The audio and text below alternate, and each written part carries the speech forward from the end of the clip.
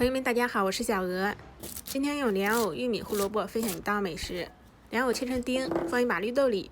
这是一把绿色的豆子，具体叫什么我也不认识，所以说就叫绿豆了。再切一把玉米，半根胡萝卜，可以再放一点点腊肠，味道会更好。油热，倒入切好的蔬菜粒，稍微翻炒一下，再加入蚝油、生抽、五香粉，好出香味。再多加一点点盐，搅拌均匀。这是200克粘米粉，50克淀粉，加入300克到350克清水。想要口感软糯一点点的水就多加一些，想要口感筋道一些的话，水就少加一点点。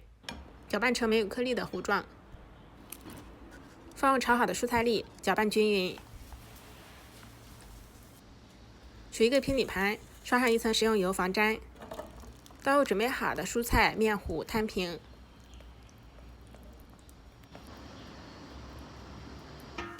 冷水上锅，大火蒸35分钟。趁着这个时间可以刷下碗，然后去追下电视剧。最近这个比较火的剧，有多少人和我一样在追的呢？时间到，莲藕糕就蒸好了，真的好香，很香啊！我妈她给切成小块，可以直接吃，也可以煎着吃。我放的水比较多，有350克，它口感偏软糯一些。